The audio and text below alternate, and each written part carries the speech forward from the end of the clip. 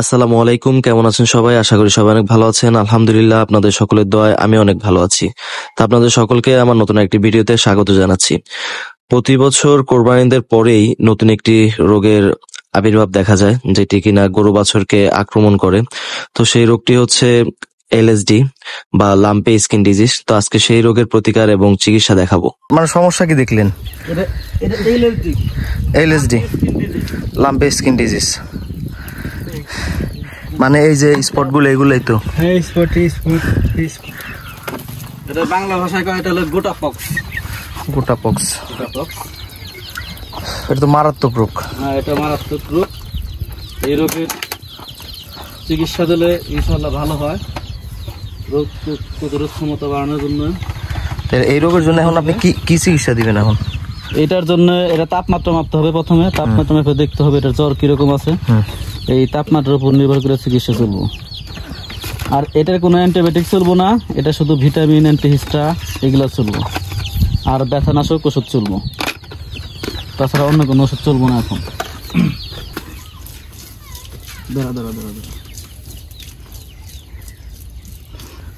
আচ্ছা, এটা তো পায়ুপথে গরুর যেটা দিলেন থার্মোমিটার। হ্যাঁ, এটা থার্মোমিটার, মানে তাপমাত্রা কি আছে বা জ্বর আছে কিনা এটি দেখার জন্য। এটা দেখেন।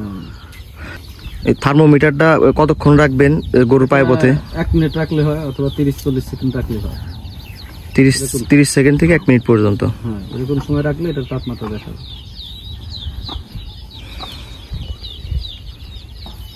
এখন শেষ, এটার তাপমাত্রা এখন আমাদের দেখতে হবে। এটার তাপমাত্রা আসলে 103 ডিগ্রি। স্বাভাবিক তাপমাত্রা 100 থেকে 102 ডিগ্রি পর্যন্ত স্বাভাবিক তাপমাত্রা থাকে। তাহলে স্বাভাবিকের সাথে একটু বেশি আছে, 1 ডিগ্রি বেশি, একটু বেশি আছে। শরীরের জ্বর আছে, তাপমাত্রা। আর এখানে লাম্পি স্কিন ডিজিজ, এটা হলে ইংলিশ নেম, বাংলা যেটা বলে গোটা পক্স। এই রোগের সমস্যার কারণে প্রথম লক্ষণ হলো সারা শরীর দিয়ে গোটা উঠবে, আস্তে আস্তে গোটাগুলা ফেটে যাবে, তাপমাত্রা বেশি থাকবে, খাবার খেতে পারবে না, মুখে রুচি কম থাকবে, ঝিমাইবে। তারপরে নাক মুখ দিয়ে এখানে একটু ঘা হইতে পারে, ঘায়ের ভিতর। মানে এগুলো মূলত হইতেছে এই রোগের লক্ষণ।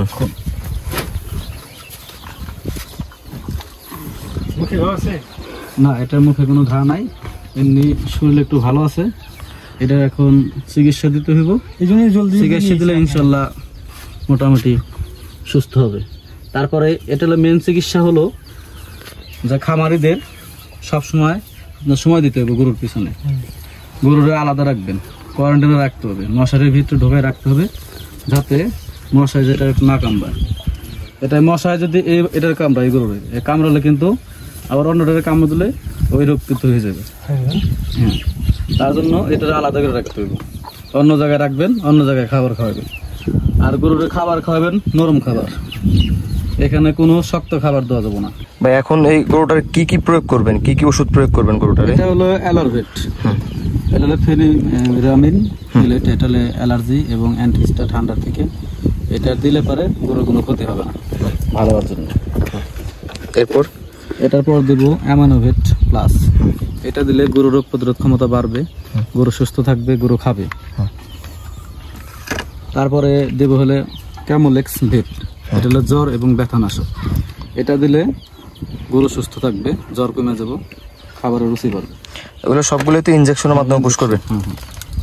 আচ্ছা, ঠিক আছে, দেন আমরা পর্যায়ক্রমে দেখাই ইনজেকশন কিভাবে পুশ করেন। গরুর এদের ওজন আনুমানিক কত হবে ভাই? 2 মণ হবে। 2 মণ 80 কেজি। মোট 90 কেজি প্লাস ধরে। এটা প্রত্যেক কেজির জন্য 1 মিলি, মানে যেটা বলে 10 সিসি। যেহেতু আমাদের 80 থেকে 90 কেজি হবে, তাহলে আনুমানিক আমরা একটা করলাম, এটা 9 সিসি দেব।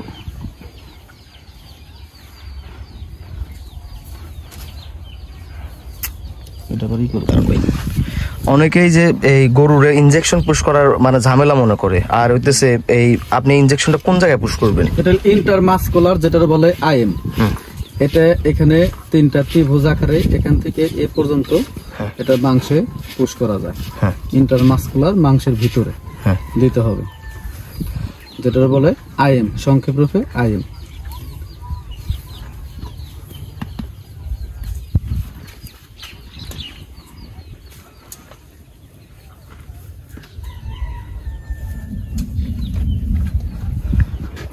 কিছুক্ষণ এটা ধরে রাখলে এখানে ফুলবেও না, এখান থেকে রক্ত বেরোবে। এটা হলো মেগলুনেক্স, প্রতি 40 কেজির জন্য 1 মিলি। যেহেতু জ্বর এবং তাপমাত্রা একটু বেশি, ব্যথানাশক তার জন্য একটু বেশি দিতে হবে। এটাও ইন্টারমাসকুলার দেবো, এটা ব্যথানাশক। এটা আমরা প্রথমে এই পাশে দিচ্ছি একটা এবং আরেক পাশে দিয়ে দিই। গরু খুব শান্তশিষ্ট, খুব ভালো।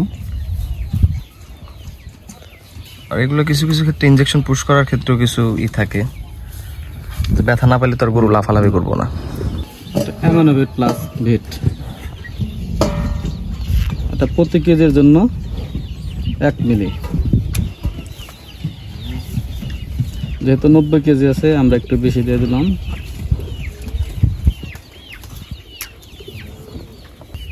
আইভিতেও দেওয়া যায়, আইএমএও দেওয়া যায়, যেগুলো সেটা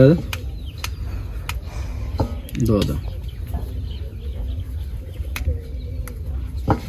বা একটু মাথাটার পাশে একটু গরম দিবি।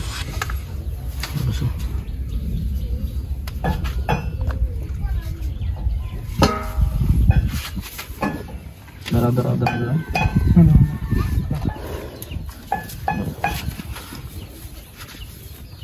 মাথাটা দেখো।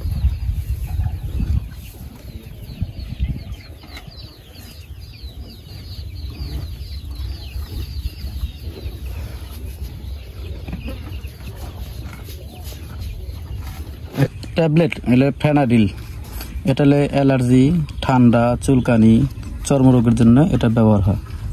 এটা প্রতিদিন একবার দিলে ভালো হয়, 5 থেকে 7 দিন।